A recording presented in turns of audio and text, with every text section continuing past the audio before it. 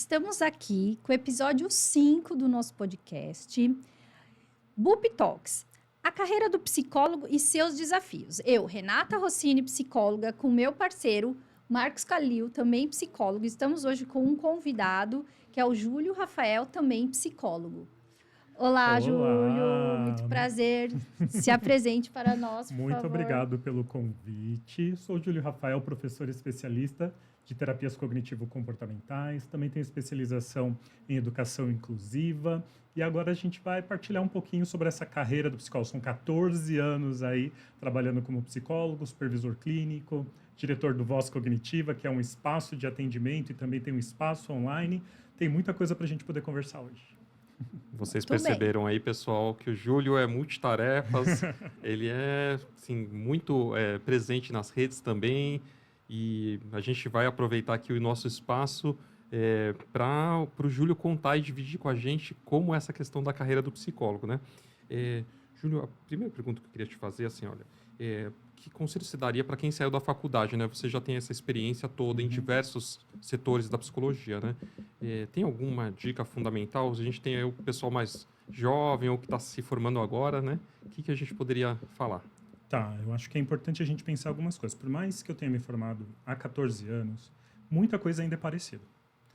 Mesmo a gente tendo vários recursos hoje, como as redes sociais, a internet, que quando eu me formei, a gente tinha só orientação psicológica, né? Era restrito a 20 atendimentos, não se podia fazer terapia online. Então, a gente teve um boom aí com a pandemia, né? Mas uma coisa que permanece é relacionamento. A nossa profissão, ela vive de relacionamento. Então, por onde você passar, seja com os professores da faculdade, os estágios que a gente faz, às vezes nos coloca em contato com várias instituições, as escolas que nós passamos, as coisas que nós... os espaços que nós passamos ao longo da vida. Às vezes tem uma igreja, às vezes tem um clube, às vezes tem uma ONG, alguma coisa que você faz parte. Quando você tem um bom relacionamento, fica mais fácil de você conseguir ter encaminhamento e ter a confiança das pessoas para te indicar, para que você possa atender. Então, acho que a primeira coisa, independente do formato, é o relacionamento. Esse networking, né, que as pessoas precisam fazer para... Ou seja, então ela tem que ter mais contatos com os profissionais, né, Júlio? Entrar em redes de grupos de estudo, por exemplo, também seria uma boa dica, talvez? Sim. Eu acho que o que a gente tem que evitar é aquela ilusão de que a gente vai se formar, vai alugar o nosso espaço ou vai só atender online de casa, que agora, sim, eu vejo muitos estudantes, né, vários estagiários passam ali pelo Voz. E aí, às vezes, eles ficam muito nessa, agora eu tenho um espaço em casa, eu consigo, né, fazer a terapia online, mas como é que esses pacientes vão chegar? Ou se eu alugo um espaço... precisa fazer uma divulgação. E uma divulgação que envolva o relacionamento, que gere confiança. Porque a gente procura um psicólogo quando a gente acredita que aquela pessoa pode contribuir com a nossa vida de alguma forma. Sim. Porque a gente sabe que tem muitos desafios nessa profissão. Não é fácil viver de clínica. Exato, especialmente a clínica, né, Júlio? É um desafio no começo, né? E o psicólogo, nesse início, ele se sente muito sozinho nesse lugar, né? Totalmente. Acho que a clínica é um lugar que é difícil da gente criar uma rede. Né? É solitário, né? A gente sempre fala isso, é uma profissão muito solitária, né? A clínica, mas a gente tem que estar nas redes sociais, se encontrar, fazer grupo de estudos, né? Podcast, essas coisas, porque também. Senão não dá. Você fica muito ali, até para poder se atualizar, né? Tudo, acho que é importante. Júlio, e nesse começo de carreira, você, por exemplo, a pessoa precisa evitar situações, tem alguns pontos dos psicólogos iniciantes que são comuns e você evitaria? Olha, vou já bater num ponto muito polêmico aqui. A pessoa sai da faculdade e a gente tem uma formação ainda muito voltada para uma psicologia assistencialista. Então, isso é debatido de diversas formas dentro da faculdade, mas muitos professores ainda fazem a manutenção desse lugar da psicologia. Então, eu lembro de professores dizerem nas aulas, olha, se você for depender do dinheiro da clínica para pagar a escola dos seus filhos, não faça isso.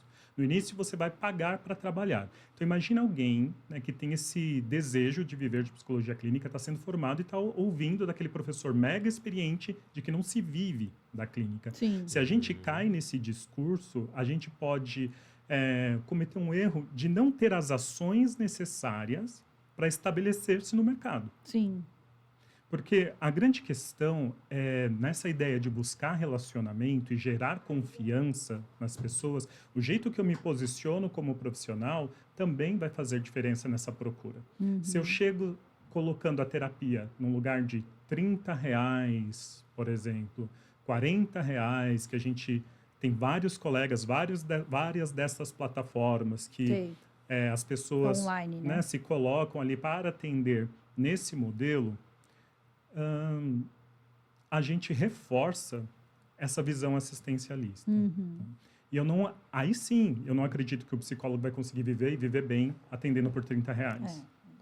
Não tem jeito. Que aí ele precisa atender uma demanda grande, né? Não consegue dar conta de tudo, se especializar no caso. E aí vira uma linha de produção, né? Para poder conseguir... Isso a gente vê em bastante clínica de convênio, né? Clínica de convênio acontece isso. Antigamente eram só as clínicas de convênio. Agora a gente tem plataformas fora dos convênios Sim, que ainda... que é aquelas online, né? Isso, que ainda colocam o profissional no mesmo lugar. Então, será que eu preciso me posicionar online será que eu preciso me posicionar online com uma sessão de R$30? Será que se eu não fosse em alguma instituição próximo ao consultório, direto a alguma empresa, eu não conseguiria oferecer um convênio direto com aquela instituição pelo mesmo preço? Porque o que acontece? A gente sai inseguro. Todo mundo sai. Será que aquilo que eu entrego vale? Então, o estudante ele fica muito preocupado com isso. Será que eu vou conseguir dar conta da demanda que vai aparecer? Mas uma coisa é você, direto com a instituição, fazer um convênio por um valor mais acessível. Outra coisa é você estar no espaço público se apresentando para as pessoas com este valor. Sim. Porque aí você descaracteriza todo mundo que vai te conhecer e que teria a possibilidade de investir no seu atendimento com um valor mais justo. Não vai. Não vai, né? E você cria uma rede de contatos por um valor muito baixo.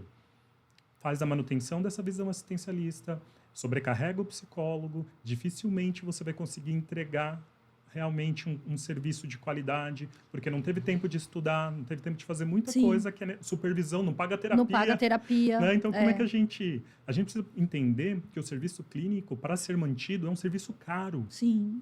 Caro. Sim. Se a gente for fazer com qualidade, ele é um serviço caro. Uma coisa muito importante que o Júlio está falando aqui pra gente, que nós psicólogos precisamos manter a nossa terapia em dia, é a nossa supervisão, né, pro caso. Então, não é só assim, eu pego, me formo, vou atender, não. Eu preciso de um suporte ali, de um aparato para tudo isso. Está se atualizando o tempo inteiro, né, tá ali conectado com as coisas. E uma outra coisa que eu ia falar, assim, que você estava falando, me veio na cabeça. Eu acho que não é só a gente se mostrar como assistencialista, que as pessoas veem como um trabalho assistencialista. Eu acho que muitas pessoas entram na faculdade já com essa ideia. Ah, sim. Entendeu? A própria pessoa que vai fazer a faculdade acha que assim, quero fazer psicologia porque eu quero ajudar o outro. Não, tem isso também. Mas não é só isso. Não é dessa forma, eu quero ajudar o outro. Né? Então, é muito mais profundo a psicologia. Então, eu acho que tem esses dois lados. Do próprio profissional que vai procurar a psicologia, né? Do aluno que vai procurar a psicologia, né? A formação. Já pensando assim, e aí depois ele se forma e continua mostrando para a sociedade essa forma que ele pensa. Eu acho que tem isso também. E a gente tem várias atuações do psicólogo em outras áreas que visam esse contato com o social, esse serviço para o social. O problema é quando a gente quer transformar a clínica particular num serviço social. Não dá. Né? Então, e a faculdade é muito responsável por isso também. Sim. Porque não nos leva a pensar psicologia de uma forma a empreender. Não faz pensar o consultório como um negócio, onde você tem aluguel, onde você tem internet, onde você tem limpeza, onde você tem muitos serviços que você vai precisar pagar para manter aquele espaço em que você vai precisar receber para você poder manter tudo aquilo. Isso é uma coisa que eu vejo bem difícil, assim, o Júlio e eu também, a gente é supervisor, então eu pego bastante recém-formado para fazer a supervisão. Então, eu percebo que hoje, ainda, os professores não falam sobre isso. Não falam sobre essa coisa de empreender, o quanto cobrar, como cobrar, desses custos, nada disso. Então, você sai da faculdade, putz, como que eu faço? Perdido. O psicólogo chega nesse momento e Sim. fica bastante Perdido. solitário nesse lugar, perdido, né, gente? E assim, então eu acho que é uma falha, às vezes, da faculdade, porque da graduação. Porque eu me formei em 2003, vai fazer 22 anos. E hoje eu pego pessoas recém-formadas que ainda têm essa dificuldade. Olha como a graduação ainda não introduziu essa parte. Isso não evoluiu quase não nada. evoluiu quase nada, entendeu? As graduações continuam não dando Esse esse tipo de Eu suporte percebo que não. na clínica como um negócio. Então, vocês percebem Percebo, assim, né? percebo. Júlio também. Percebo bem. E esse discurso, ele sempre vem revestido de consciência social. Ele vai dizer assim, olha, vivemos num país com muitas desigualdades, a maioria das pessoas não ganha muito bem, então a gente vai colocar a sessão de terapia num valor baixo, certo? Para dar acesso a quem não pode pagar por esse serviço. Agora, eu convido o pessoal a pensar por que tem tantos psicólogos cobrando 30, 40 reais e a agenda continua vazia? Será que é o preço que determina isso? Que às vezes até a pessoa que vai procurar desmerece esse profissional pelo valor. Ele né? entra num desvalor, você... O preço que eu coloco na minha sessão de terapia também não demonstra o quanto eu confio naquilo que eu estou entregando. Sim, o quanto eu me valorizo como profissional. Então, acho importante, se a gente fosse capaz de resolver toda essa desigualdade cobrando uma sessão de 30 reais, os consultórios estariam cheios e não estão. Sim. Vale a pena a gente se perguntar por que tem psicólogo cobrando os 30, está com a agenda vazia, e tem outros que estão cobrando 300, 400 e estão com a agenda cheia. Sim. E quando você faz esse trabalho, a gente pensa às vezes de forma muito tudo ou nada. Então eu só posso atender por 30, eu só posso atender por 300, 400 reais. Quando você está bem estabelecido na profissão, você tem margem. Aí Sim. você consegue manter a sua vida, tudo aquilo que você precisa enquanto pessoa, enquanto cidadão, e oferecer a sua hora de trabalho, se você assim desejar, para uma população que não tenha tantas condições. Alguns horários, assim. né, que Isso. geralmente as pessoas fazem para quem não tem tanta condição financeira. As coisas não precisam ser tudo ou nada. Sim. Mas eu digo o momento. E a lógica é invertida. As pessoas elas querem começar oferecendo um serviço muito barato, né, e aí elas criam uma rede de contatos que só podem pagar aquele valor e elas não conseguem viver e se estabelecer, né, da profissão. Se você investe em, pelo menos, mesmo que você não comece cobrando 300 reais, mesmo que você não comece cobrando 400 reais, mas que você comece... Hoje, a tabela, né, do CFP dá para gente um valor de um referência. valor, 199, isso, né? um valor de referência do mais baixo ali de 200 reais. 199. Perfeito, né? Exato. A psicoterapia. Então, a gente pode pegar aquilo como uma referência, Sim. né? E, claro, posso negociar um a um com o paciente, eu posso, é importante a gente ter, né, uma visão ali de negócios até, né? Do que é possível, do que eu preciso, qual é o meu momento profissional, qual é o meu grau de formação, tudo isso está envolvido na precificação da sessão. Mas eu preciso entender que ela já tem valor. A gente já estudou 5 anos, no mínimo. Sim. No No mínimo. mínimo. E Só para você estar habilitado a atender. a né? maioria dos psicólogos faz ainda uma especialização, um curso de Isso. pós-graduação. Muitos já vão direto, né, da faculdade. A gente estuda a vida inteira. É. A gente estuda a vida inteira. E tem gente com uma formação muito menor, com um curso de final de semana, se apresentando como terapeuta Sim. e cobrando infinitamente mais caro do que um psicólogo Sim. que saiu da Eu sei. graduação cobrando 30 reais. Eu sei. E, infelizmente, a gente vê muito, né? Vejo. Com a expansão das redes aí, Júlio. Uhum. E eu acho que é interessante a gente ter a questão social, um atendimento ali, separar em 1 ou 2 horários, mas tem existido essa confusão de ser uma estratégia de marketing inicial. Então, a gente pode ver como você acaba embutindo um desvalor nesse lugar, então, né, Júlio? É super interessante, né? E você comentou, assim, das estratégias, primeiro, de precificação. Do valor da própria sessão, é complexo, né, precificar inicialmente as sessões, né, Júlio? Entram a parte dos estudos, de uma especialidade? Você recomenda o jovem já se especializar no início ou ele especializar um pouquinho mais para frente? Eu acho importante já buscar uma especialização ou uma formação naquela abordagem que você escolheu para atender. Porque a faculdade ela é generalista. Sim. Então, você vê um pouco de muitas coisas.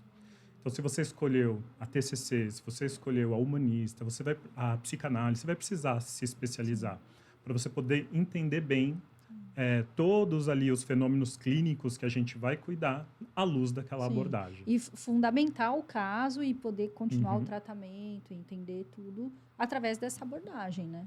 A gente Acho vai que é estudar a vida importante. inteira. Eu acho a que é vida importante. inteira. Eu acho que é mais importante, assim, a pessoa sim se formar, fazer a especialização na abordagem, igual você falou, do que algo específico assim. Ah, não, eu quero me especializar específico... como eu vou explicar? Tipo, só em criança, por exemplo. Não, eu acho que a melhor abordagem, aí começa a atender, vê o nicho, porque vai vir um monte de gente falando, não, ó, isso eu gosto, isso eu não gosto. Porque às vezes a pessoa já quer definir antes de Mas atender. da prática clínica. Na prática clínica. Já quer definir antes de atender. Não, eu não vou atender isso, não vou atender aquilo. Não. Atende, vê, não, é isso que eu gosto. Aí depois que você já tá naquela abordagem, aí você se especializa naquilo. Isso é assim, meu sentido, eu concordo, na minha cabeça, concordo. né? Decidir mais pela experiência, né? Isso, do que pela só de experiência. antemão, Isso. Assim. Concordo. E tem uma coisa engraçada, não sei se vocês viveram isso, a gente às vezes está estudando uma abordagem no meio da faculdade e de repente é picado por outra, né? Começa ou uma especialidade ou algum tema de estudo que você pega um paciente na clínica e se debruça sobre ele e começa a gostar de atender e começa a ampliar os estudos e aquilo vai naturalmente se desenvolvendo Sim. também, né? Então, a experiência do terapeuta não tem jeito, né? Ela é um divisor, assim, Sim. né? Ele vai Sim. sendo calcado ali para que área que ele vai para que área que ele vai. Acho que tem questão dos professores, né, Júlio? Você que também dá aula.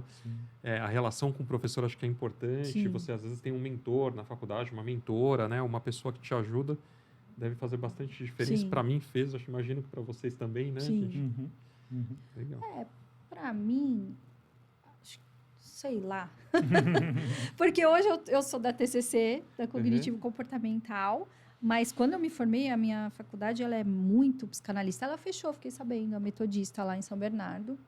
Muito psicanalista. Então, eu saí e atendia. Logo que eu saí, tinha uma professora minha era psicologia da saúde comunitária. E eu fui fazer grupo de estudos com ela. Fiquei 2 anos no grupo de estudo de Melanie Klein. E supervisão em Melanie Olha Klein. só, né? Nada a ver. Né? Então, assim, não teve muita influência. A minha influência foi que depois de um tempo, eu fui fazer terapia com um terapeuta cognitivo comportamental. Aí eu falei, que negócio é esse? Tô gostando. Aí eu mudei. Aí eu fui me especializar. Porque muitas coisas também, na outra abordagem, eu não via muito sentido. Então, isso ajudou eu migrar para outra abordagem. E também não tem problema isso acontecer. Sim. Né? E também não tem problema. Então, aí eu peguei, aí fiz primeiro um curso de 1 semana para entender. E aí é muito difícil porque você fica pensando muito na abordagem com viés da psicanálise, e não da TCC. Então, tudo você interpreta, e a TCC não interpreta. Então, você fica muito assim. Mas aí, depois, muda a chave e é mais fácil. No começo, foi mais difícil. Aí, depois, fiz mais um curso. E aí, depois, fui fazer a especialização. E depois, mais uma especialização. Mas, primeiro, eu fui fazer um cursinho breve para saber, é isso mesmo que eu quero? É isso? Então, eu acho que... Essa é uma dica boa, de repente, antes, talvez, de entrar numa especialização, num curso maior, né, Júlio? Fazer que hoje tem muitos cursos de formação, né? Sim. Então, assim, isso é um ponto importante que, anos atrás, para a gente encontrar algum curso, que eram todos presenciais, é muito difícil, não tinha, né, tanta opção, talvez até seja essa a dificuldade da galera, né? Tem tanta gente ensinando, né? Sim. Como é que eu faço para escolher? Qual eu escolho? Né?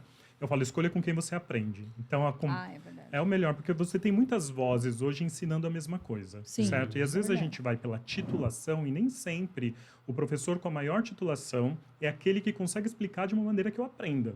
Então, o que vale na clínica é o a sua capacidade de colocar em prática o conhecimento que você está buscando e adquirindo. Sim. Então, muito mais importante é você entender qual é o professor que explica de uma maneira que você assimila aquele conteúdo para você poder aplicar isso depois. E as redes sociais hoje permitem que a gente acompanhe muita coisa, né, de cada um dos profissionais para entender, nossa, né, eu aprendo com esta pessoa. A gente tem uma degustação antes de fechar o curso. Né? Exato. Uma coisa que você tem o seu curso, né? Que você oferece, é professor e é online, Isso. né? Você percebe que as pessoas contratam, mas depois não dão continuidade. E agora o porque curso isso online virou os novos livros da estante. Antigamente a gente tinha muitos livros na estante que você comprava, E ficava, né, e ficava lá. Agora as pessoas colecionam cursos online. E as plataformas mostram para nós, os alunos, mostram, dá a porcentagem de cada um dos alunos ali. Quem é que está estudando, quem não está estudando. Legal. Até porque a emissão do certificado, ela é dada conforme a quantidade ali. Da porcentagem. Isso. Então, muitos alunos compram. Uma coisa que eu aprendi com o Elcio, né, que é o diretor do CTCC, onde eu me especializei, onde eu também sou professor. E ele falou assim, trabalhar com educação é vender um produto que as pessoas não levam. Muito legal Elas essa frase. compram Que bacana. e não levam. Né? Eu acho que isso é um puxão de orelha para todo mundo. Né? A gente não vai aprender só porque comprou o curso. A gente vai precisar estudar aquele curso para poder aplicar. Sim. Absorver todo aquele conteúdo, né, Júlio? E ativamente, né? Eu acho que tem essa coisa da inteligência artificial. Agora você começou a falar disso, peguei um pouco desse gancho de como as pessoas estão começando a se acostumar. Eu não sei como é para o psicólogo agora, jovem, que eu acho que afetou todas as carreiras, né? O papel da IA dentro desse lugar de formação do psicólogo, né? Nas aulas, isso mudou para você, Júlio, como professor? Pelo menos neste momento, a gente precisa tomar cuidado com a inteligência artificial, porque ela alucina, né? Ela mistura informações e, às vezes, ela não é fidedigna àquilo que o estudo trouxe, né? A pesquisa empírica apresentou, ou aquilo que o autor X falou, porque ela inventa autores, ela inventa artigos. Às vezes ela traz as coisas num formato que pode ajudar a vida do psicólogo, mas se você não conhece aquela abordagem, você não sabe corrigir. Você não sabe corrigir o que a IA te entregou. Então, neste momento... Aí você vai acreditar que aquilo é verdadeiro. E aí vai acabar passando para o outro ou aprendendo de uma forma errônea, né? Hoje, o que eu gosto muito, por exemplo, de usar a inteligência artificial é para montar material de psicoeducação, por exemplo. Então, só que aí o que acontece? Se ela erra, eu sei corrigir. Sim. Então, material de psicoeducação, se eu quero preparar, eu tenho lá um paciente com transtorno de ansiedade generalizada de 13 anos, outro transtorno de ansiedade generalizada com 30 anos e outro com 60 anos. Eu consigo adaptar a linguagem para cada um deles pela IA, fica muito mais fácil. Então, isso é um ponto... E aí se adapta só com uma coisa ou outra que precisa. Ou correções se ela tiver errado. Mas se você não tem um conhecimento prévio... Verdade. Ou seja, né, ela é um complemento, ela é uma assistente, né? A hora que ela toma esse lugar... Né? Exatamente, acho que a gente não pode deixar ela como estrutura, pelo que você está me contando, né, Júlio? E eu concordo também, acho que a Renata percebe assim também, né? Eu uso pouco IA, porque eu sou péssima com as coisas da internet, né? Mas...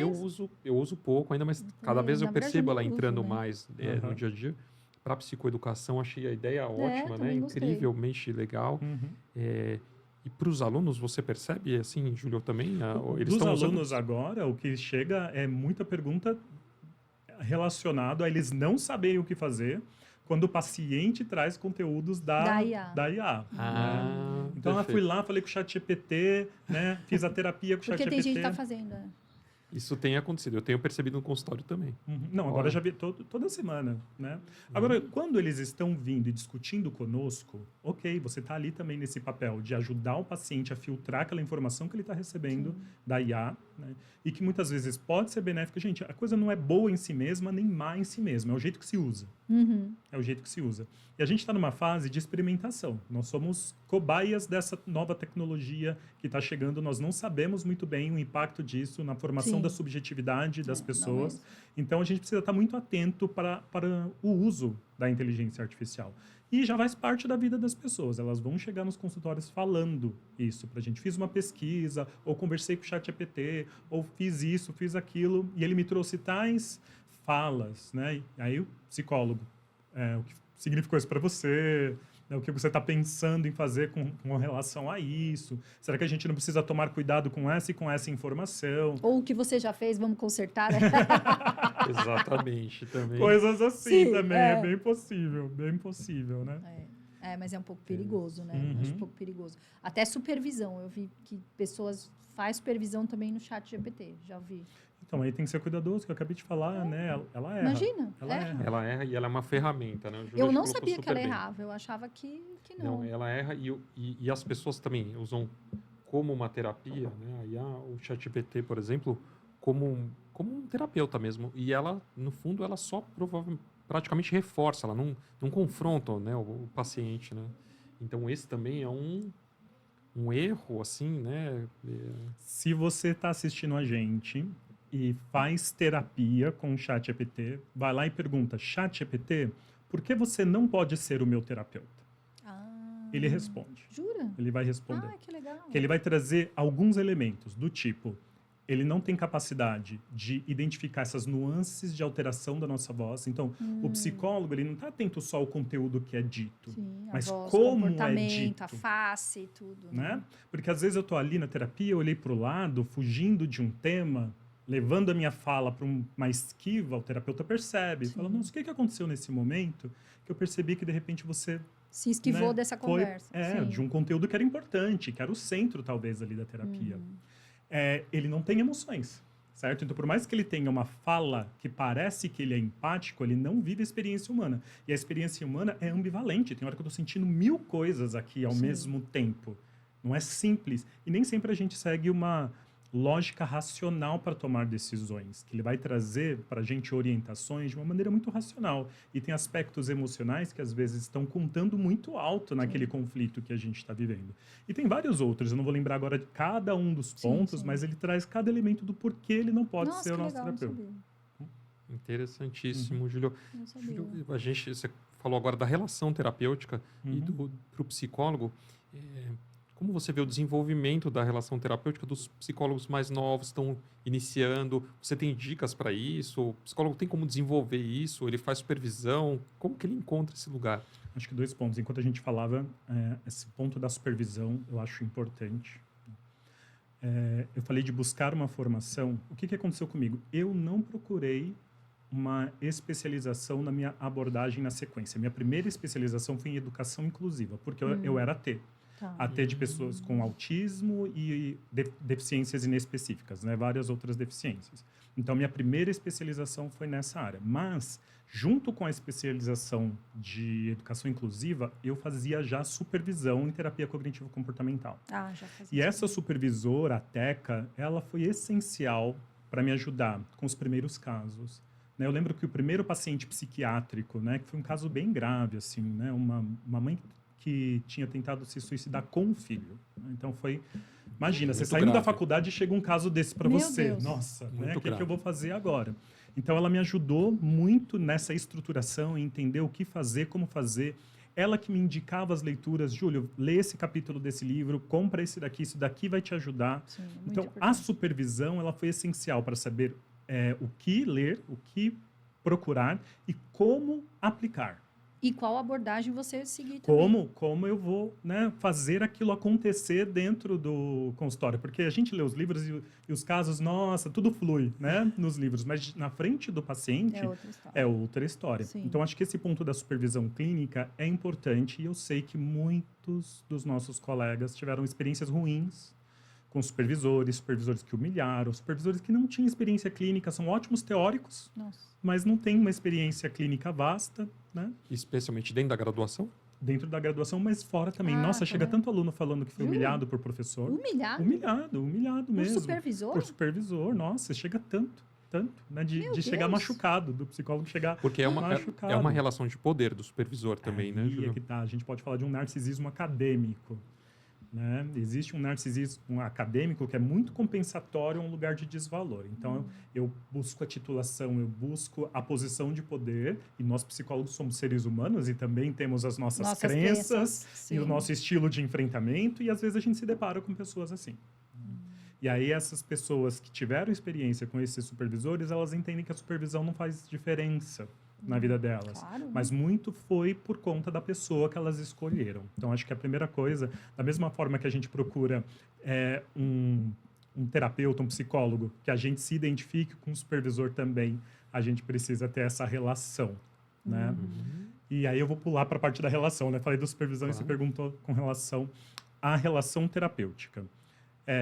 Eu vejo que os alunos, de uma forma geral, eles saem apostando tudo no coração aberto do terapeuta, né? Aquela coisa assim, a gente é muito empático, a gente escolheu essa profissão porque nós gostamos de ouvir as pessoas, somos sensíveis ao sofrimento delas, e eu acho que isso é a base para qualquer psicoterapia, independente da abordagem que a gente escolher. Então, isso E é acho a que não base. só psicoterapia, para todas as áreas da psicologia que o Sim. profissional for trabalhar, Sim, né? sim. Então, acho que isso é fundamental. A única coisa que eu acho que a gente precisa tomar cuidado é achar que isso é suficiente. Que só isso é o que vai Basta. resolver, é o que basta. Né? Então, a nossa escuta, ela precisa ser empática, ela precisa ser sensível, mas ela precisa também ser técnica. Sim. Porque o paciente, ele não paga. Se tem uma coisa que vai me dar ranço, me dá ranço nas redes sociais, é quando eu vejo algum psicólogo falando que ele não trabalho com nenhuma abordagem porque eu confio mais na minha intuição. O paciente não paga pela sua intuição. Não. Se não, fala com a amiga. Ele não paga por isso, ele paga por um conhecimento técnico, Técnico. científico, que se mostrou eficaz para aquele problema que ele vive. Coitado do paciente que nem imagina que o psicólogo não está buscando referência em nada para poder se posicionar lá, né, diante dele. Mas eu acho que também tem uma questão que também os pacientes também, acho que por não saber muito da área, não buscam saber o que esses profissionais, o que o profissional sabe, o que ele é especialista ou não, né? Não sei se vocês viram um caso essa semana de uma pessoa que pegou o CRP de uma outra psicóloga e atendeu 3 anos uma criança. Nossa, não vi. Uma Então, irresponsabilidade, é uma irresponsabilidade, né? Então, aí, vários psicólogos, assim, estão postando assim, olha, investiguem, vê se ele mesmo é do CRP, se tem o CRP, que é o Conselho Regional de Psicologia, aqui para os nossos convidados saberem. E convidados não, assistidos. Assistidos? Espectadores. Espectadores, sabe? E é muito sério isso. Então, é essa questão. Vai lá, a pessoa não é formada em nada, a pessoa não tem base nenhuma. Então, acho que hoje vale a pena a pessoa também questionar. E aí, qual é a sua abordagem? Qual é, não sei o quê? Você tem alguma especialização até para a pessoa estar mais respaldada com esse profissional? Eu acho que é importante. Júlio, Com certeza. Eu queria pegar o gancho também dessa pergunta, dessa questão que você estava respondendo aqui. Você fala das evidências de uma abordagem que tenha... Você é TCC, né? Aqui na mesa, na verdade, nós 3 somos, né? Tem uma panelinha da TCC. É uma panelinha da TCC. Eu acho que em todos os podcasts, tudo TCC. Mas, assim, vamos pensar...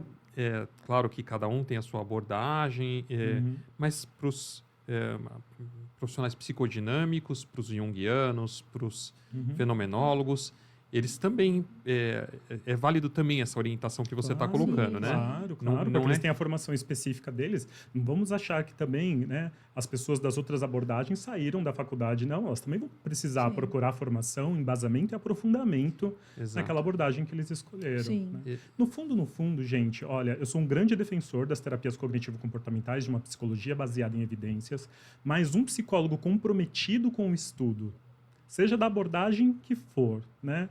E ele sendo ético, a gente vê muitas pessoas melhorando com ele. Então, acho importante reconhecer isso também. Né? O importante é estudar, o importante é se aprofundar, sair do senso comum, entender como é que funciona a sua abordagem, quais ferramentas ela oferece, né? E se você se sente seguro frente às demandas que os pacientes estão trazendo. Acho que isso é muito importante. Eu quero até colocar uma coisa, Júlio, engraçada. Eu estou com 20 anos aí também de formado e 15 de experiência no consultório. E até hoje, às vezes, aparecem casos que eu estou lá atendendo inicialmente o paciente e percebo que não consigo dar conta desse paciente por algum motivo. É um transtorno específico que eu não estudei tão a fundo e não estou me sentindo seguro. E eu acredito, quero ver até a sua visão, que a gente tem que ter um pouco de humildade também até para falar, olha, eu não consigo abarcar tudo, né? Então eu vou encaminhar esse paciente para outro colega, chamo algum colega de confiança e normalmente a Renata, né? Até assim, né, o outro colega, e encaminho. Como você vê isso, Júlio? Como é que é a tua experiência?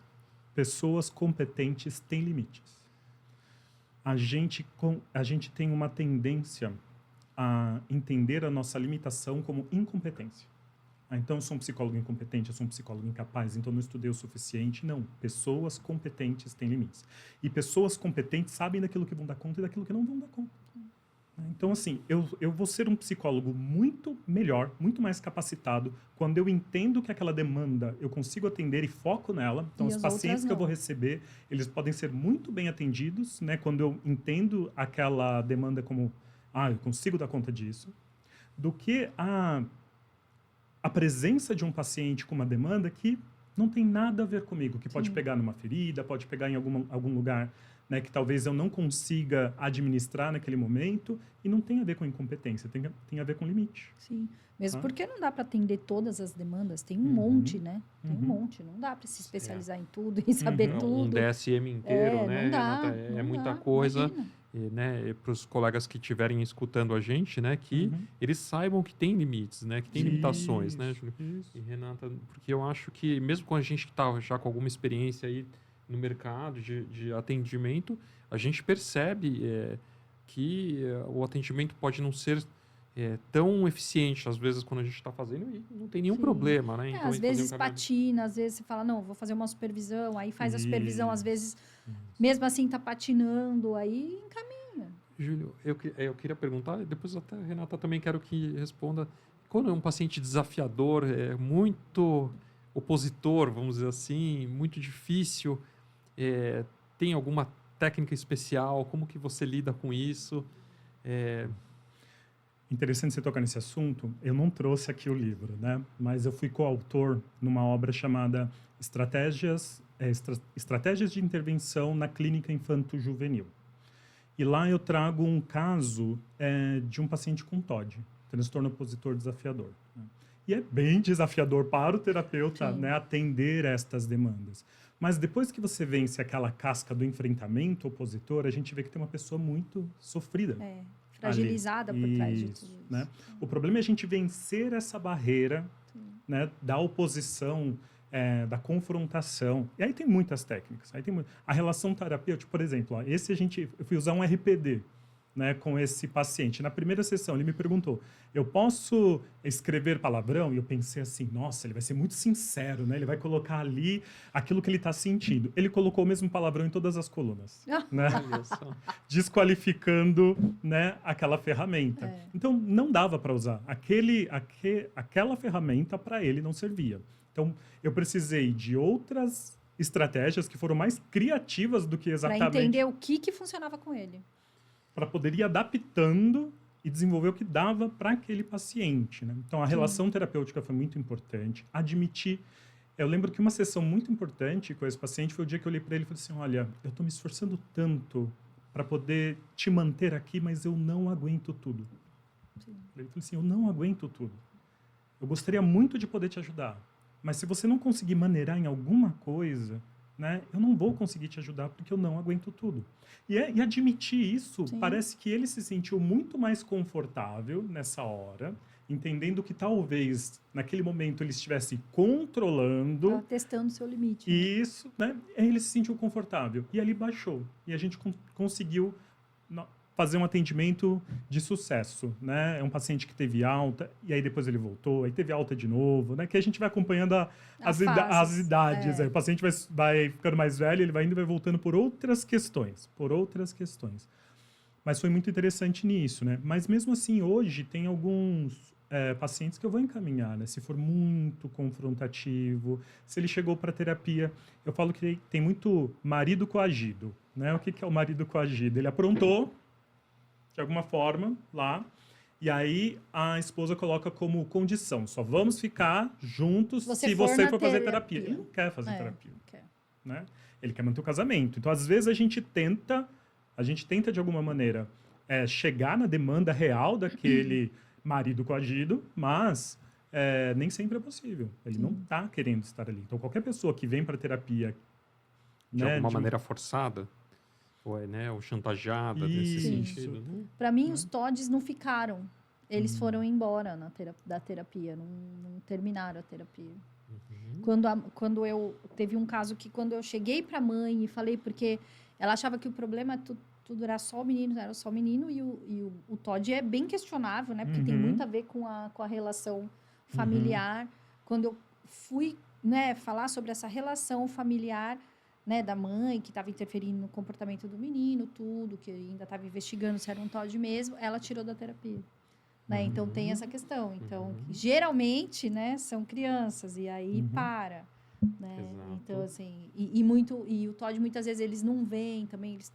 Eu não sei para você, mas eu acho que eles têm uma dificuldade maior de vínculo também. Não sei. Ah, sim, eles testam bastante, né? Então, Eles aí testam é bastante. mais difícil, assim. Né? Igual, assim, narcisista, que eu já atendi, que faz 3, 4 sessões e não vem mais. Muito difícil de vincular também.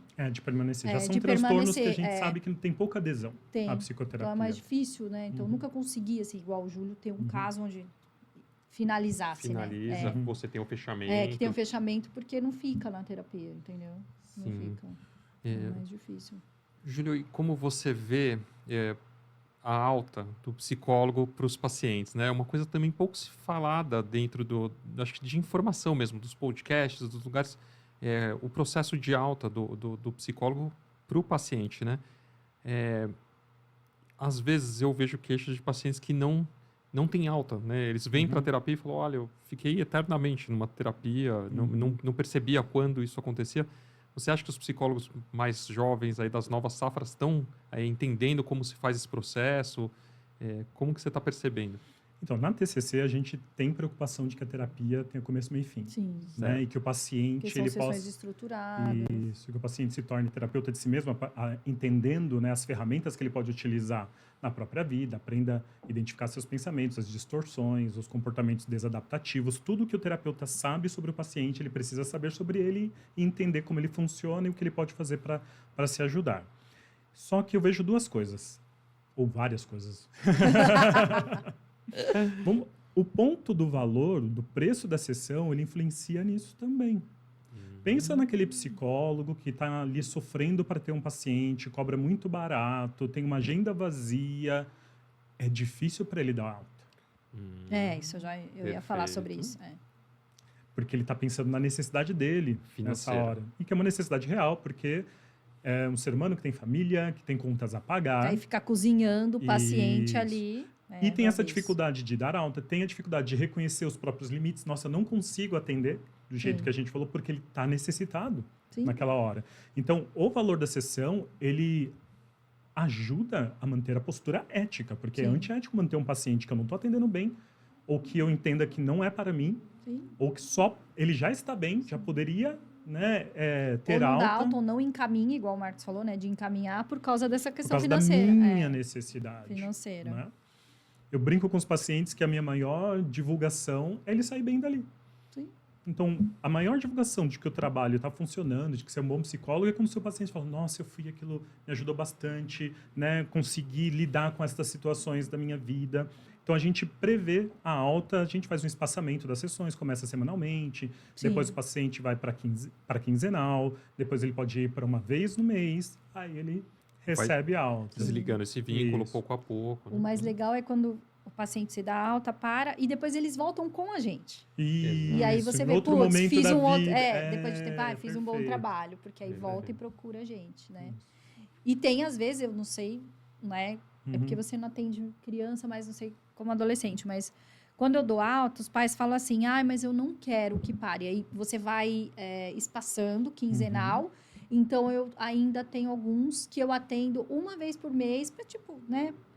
Fazer um monitoramento ali, um aconselhamento, prevenção de recaída, alguma coisa. Então, ainda fico. Perfeito. E hoje mesmo eu falei para ele, nossa, já estamos 4 anos, né? Aí ele falou assim, não, mas não quero parar. Ele não quer. Ele tem uma relação Eu boa. já tinha feito alta e ele não quis. E é bonitinho, tem 13 anos, ele não quis. Então, aí a gente pensa... O que é a alta, né? No momento onde o paciente ele consegue, né, lidar melhor com aquela demanda inicial, não é que ele não tenha mais problemas, é que ele aprende a lidar com esses problemas de uma forma mais adaptativa. Mas aí a gente pode se questionar se a terapia ela só tem essa função, né? Porque aí a gente fala de um modelo sempre remediativo e não preventivo. Então, esse paciente que quer estar conosco de uma forma preventiva, que ele entende que quando ele está em terapia, ele consegue funcionar melhor, Sim. certo? Mas eu discuti com ele a alta. Olha, eu posso te dar alta. Você tem condições agora de seguir em frente. Sim, eu Ele dei tem essa alta. consciência. Não, eu dei alta, falei com os Isso, pais, mas ele isso. falou, não, eu não queria, porque eu queria ainda o espaço para continuar conversando.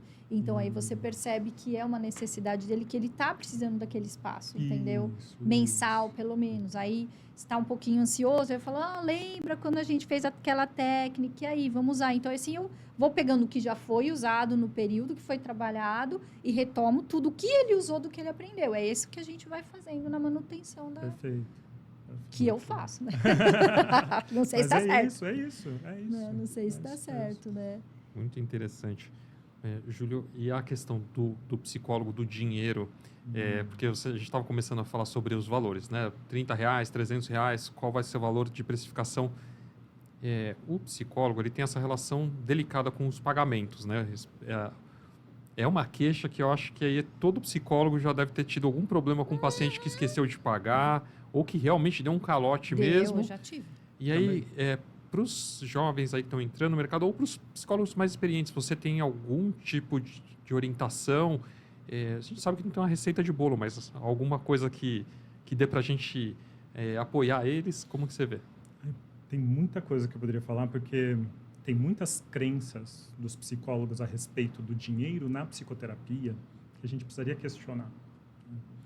Então, eu já vi colegas dizendo que tem medo do paciente pensar que que o psicólogo não se importa com ele e está só se importando com o dinheiro, certo? Aí é pensamento tudo ou nada. Dá a impressão de que ou eu me preocupo com o dinheiro ou eu me preocupo com a demanda do paciente. Quem diz que não dá para se preocupar com as duas coisas? Com as duas coisas, sim. Certo? Eu me preocupo com a demanda do paciente e me preocupo com o valor que ele vai me pagar, porque é um serviço. Então, a primeira coisa é não esquecer que é trabalho. Não esquece que é uma relação de trabalho, aonde dentro dessa relação de trabalho existe todo o cuidado, todo o estudo, empatia, sensibilidade, escuta, mas é uma relação de trabalho. Sim. Tudo que eu não quero que os meus pacientes tenham uma impressão de que o dinheiro não é importante ali dentro. Porque eu vivo disso. Sim. Eu pago a escola da minha filha através desse valor. Eu pago o meu aluguel através desse valor. Eu vou pagar... A comida? Viagem, tudo. Médico? Tudo, médico, convênio, tudo da minha família, certo? Vai vir deste trabalho. Sim. Então, eu não posso dizer que o dinheiro não é importante. E o que eu aprendi também, levei um calote lá nos primeiros anos. Depois de 2 calotes, eu aprendi a sempre cobrar antes. Então, o paciente, ele paga para ter acesso às sessões, não depois. Como todo médico, né? Você vai no médico, você tem que pagar, porque você não sai Todo de lá sem profissional pagar. de saúde, o dentista, o médico Todos, e nós psicólogos podemos nos colocar nesse lugar também. Júlio, alguns colegas falam assim, mas se eu fizer pré-pago, Marcos, o paciente talvez não vai aderir ao meu tratamento, ao meu trabalho. Como você vê isso? Então, você percebe essa relação, o terapeuta, ele está assim, demora tanto a aparecer um paciente que ele quer aceitar qualquer negócio. Perfeito. Ele quer aceitar qualquer negócio. Medo Também sinto de isso. perder. Não importa o valor que você der à sua psicoterapia, 30 ou 300, sempre terão pessoas que vão fechar e pessoas que não vão fechar. Com qualquer preço. A questão é, como é que eu aumento a procura pelos meus serviços para eu aumentar a frequência de pacientes que fecham comigo? Boa pergunta. Né? E aí eu posso ter estratégias fora do online, tá? Então eu posso procurar escolas, eu posso dar palestras, eu posso procurar... Por exemplo, eu comecei atendendo em salas cedidas de uma igreja, né? Ali na região do Capão Redondo, certo? E ali nós nunca fizemos terapia de graça, nunca foi de graça, né? O próprio pároco ali da paróquia apoiava o nosso serviço, eu falo nosso porque era eu e um colega psicólogo também, apoiava o nosso serviço e a gente fechava de acordo com as possibilidades daquela população. E aí, 1 ano e meio depois, a gente conseguiu alugar o primeiro consultório. Então, sim, comecei atendendo a essa população carente. E aí a gente gradativamente foi aumentando o valor, mas desde o início nunca foi de graça. Sim. Desde o início. E também essa questão de cobrar tem a ver também com o lugar, né? Não dá para você cobrar R$300 num bairro mais simples, que ninguém vai pagar Se também. eu tivesse a possibilidade de rever o meu início, o que eu teria feito de diferente? Eu teria começado a atender na periferia de São Paulo e uma sala no centro. Porque você, como psicólogo, você pode fazer isso. Você pode estar 3 dias num lugar, 2 dias Sim. no outro e não ter o menor problema. Eu demorei alguns anos a ir para o centro, né, ali.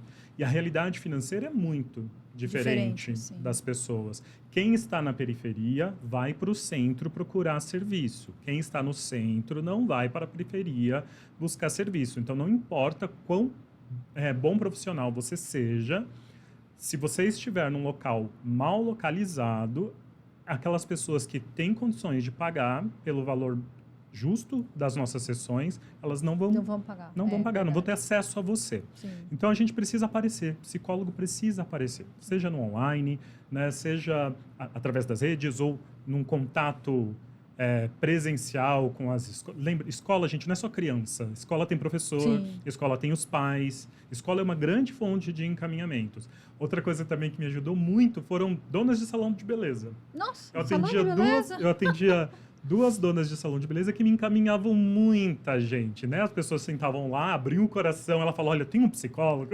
Exato. E dava ali o Legal. meu cartão para elas. Então, às vezes a gente menospreza uma fonte de encaminhamento, a gente nem imagina que pode ser feito, né, dessa forma. E tem Sim. vários, né? O contato, voltando para o ponto do relacionamento. Isso é essencial para a gente poder viver bem. Ou seja, ele tem um networking assim, Isso. né, com profissionais de saúde, com a pessoa do salão de cabeleireiro, de beleza, né? Isso. E Aham. hoje eu acho que está mais fácil, porque a gente se formou mais tempo que o Júlio, né? Uhum. E a gente é mais O Júlio é menino. Ele é menino. E aí, uma coisa que eu percebo, quando eu me formei, né? Então, assim, rede social, WhatsApp, não existia nada disso, né? E, porque, ó, eu fui ter celular com 21 anos, me formei com 23, 24, já estava começando a era lá, enfim. E era assim, você ter o consultório, colocar cartão e ficar esperando, ou panfleto, não tinha muita coisa. Ou esse networking, né? Uhum. Então, hoje está muito mais fácil para quem Uhum. se forma do que né, para gente que se formou há 20 e tantos anos atrás. E eu acho que assim, o profissional hoje ele tem que se posicionar no digital, mas com uma ética, né? Respeitando, Sim, né, Júlio? sim. O Júlio, eu acho que é um exemplo aí para todos nós de profissional muito bacana. Os vídeos são muito legais e ele traz o conteúdo com ética, né? Dentro dos limites da profissão e, claro, que com conteúdo super de qualidade. Sim. Mas porque a gente vê também, mesmo profissionais, um pouco avançando esse limite, às vezes um conteúdo ou um pouco apelativo, Isso que eu ia falar, ou apelativo. mencionando um pouco de pacientes, e aí ele fica numa beira de um lugar ali perigoso. Então a gente não recomenda muito.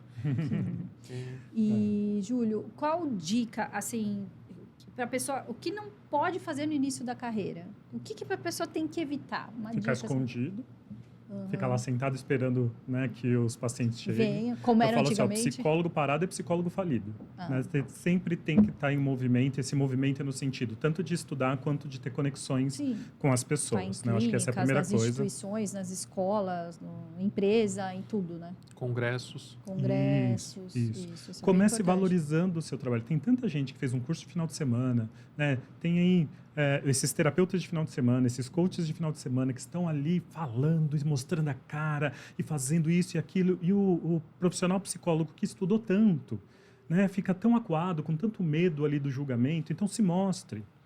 Se mostre, não fique escondido. Vai lá e dê a sua cara a tapa. Sim. A gente só ganha essa resistência quando a gente enfrenta, né? Porque todo mundo, ninguém se formou para gravar vídeo que nem a gente está fazendo aqui. Eu nunca pensei em gravar um podcast. Não, eu, então. Eu Exato. tenho dificuldade. A de gente fazer. vai se adaptando, Sim. vai aprendendo e desenvolvendo essas habilidades, né? Eu falo assim, ó, a torcida grita, mas não joga. O que isso quer dizer? Às vezes quem está ao nosso redor fica dizendo, isso não está bom, isso. A gente às vezes não tem apoio das pessoas mais próximas. Isto é uma verdade. Às vezes a gente precisa tapar os ouvidos diante destas pessoas e seguir segundo a nossa necessidade e aquilo que a gente sabe fazer, porque o retorno vem. Só que não dá para ser uma iniciativa de um mês, né? Assim, 2 meses. É a constância nessa procura que vai fazer com que as coisas funcionem e dê certo. Constância na divulgação, você está falando, né? Isso. De conteúdos, de Isso. marketing, de networking, para a pessoa. Não adianta ir em um congresso e ficar 5 anos sem ir, não ter mais uma rede para para conversar, para divulgar, né? Não participar de grupos, porque aí a pessoa vai lá... Paguei anúncio um mês, não teve retorno nenhum. E não leva teve um mês. retorno, aí larga. Não é uma mágica assim, né? Então, essa Isso. captação, ela tem uma rede, né? Pelo que você está explicando, né, Júlio, de ações que se somam e aí elas têm um efeito, né? Então, o digital é uma parte, o networking é uma outra Sim. parte, os grupos de estudo, acho que são outra parte, que você tem colegas, né? A associação com outros médicos, outros profissionais, Sim. fisioterapeutas, fonoaudiólogos. Aí depende até de algumas especialidades, tem mais, né? Encaminhamentos específicos para autismo ou para TDAH, de repente, né? Então, acho bem importante o que o Júlio está colocando. Então, outro ponto, gente. Psicólogo não tem que viver só de psicologia. Sim. Estudando só psicologia, tá? Houve um ano, agora não vou lembrar certinho o ano, que eu falei assim, não vou entrar em nenhuma especialização de psicologia e eu fui estudar marketing e finanças. Ah, sim. Porque a gente precisa no consultório. Eu preciso saber me posicionar nas redes sociais. Eu preciso saber gerenciar o meu dinheiro, né? A gente precisa saber. Todo Então, psicólogo, que é difícil. e é um conhecimento que nós não temos. Então, é preciso não tem. ter humildade de, né, e reconhecer que há uma deficiência na nossa formação. Procurar estudar psicologia, mas não é só psicologia que vai fazer com que nós vivamos, né, bem do consultório. Eu preciso saber sobre gestão, preciso saber sobre marketing, preciso saber como lidar com o dinheiro e mudar essa mentalidade para a gente poder crescer e viver bem da nossa profissão. Perfeito. Né?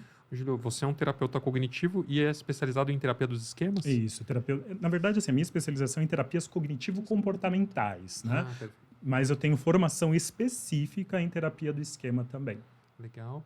E você recomenda para alguns espectadores podem querer fazer um curso aí, você dá aulas, você recomenda alguma instituição? Quais são os lugares interessantes para a pessoa fazer hoje? Se você quer formação em TCC e terapia do esquema, vem estudar comigo. Agora, Não indico nada, só indico eu. Não, formação, eu dou curso de formação. Se você quer uma especialização, eu não conheço todas as instituições, mas eu sou professor no CETCC, no Centro de Estudos de Terapia Cognitivo-Comportamental, na Faculdade Verbo, então também dou aula lá, e no ICTC, que é o Instituto de Terapia Cognitiva de Santa Catarina. Então, nesses 3 lugares, eu sei que você pode ter uma formação bem robusta de terapia cognitivo-comportamental, e eu posso indicar com relação à especialização. E de terapia do esquema? Então, nesses mesmos sensos. Agora, em terapia do esquema, a gente tem a Weiner Psicologia, né? A Weiner ela é bem grande, assim. Então, eu não fiz a minha especialização pela Weiner, mas ela promove os congressos e a gente está sempre no simpósio da Weiner, no congresso da Weiner. Então, é um local de muita atualização dentro do universo das terapias cognitivo-comportamentais e da terapia do esquema. Muito bacana, Júlio, né? A gente está chegando aqui no final do nosso programa, infelizmente, porque o papo é muito bom. Vai muito rápido, né? Vai muito rápido. Vai muito rápido. E é incrível a quantidade de conteúdo e de temas que a gente vai abordando, né? Júlio, você pediu um espaço aqui para você, né? Deixar um recado para os nossos espectadores e depois eu fecho o programa. Olha, você fez uma excelente escolha quando optou por psicologia. Só que você precisa fazer valer essa escolha. Você precisa se perguntar se você está disposto a ter as ações necessárias para fazer dar certo. Eu tenho certeza que a coisa mais difícil que você fez na vida não foi gravar um vídeo. Né? A gente pega ônibus, pega metrô, a gente tem que pagar o curso, você tem que enfrentar 1000 dificuldades, às vezes familiares, para poder se formar, que você não pare só porque você está com vergonha de gravar um vídeo, de produzir um conteúdo. Você se deu muito nessa profissão, faça valer a pena com ações para que ela te dê o retorno que ela pode te dar. E para te procurar nas redes sociais? Voz Cognitiva, voz, né, com 2 S, ponto cognitiva. Então, vocês vão... que é vida, significado e sentido no mundo. As pessoas perguntam, o que é voz? Né? Então, vida, significado e sentido, o é o mundo. Procura lá, você vai ter bastante conteúdo de TCC e terapia do esquema. Renata, que papo bom. Pois é. Estou realmente impressionado aqui com o Júlio, gente.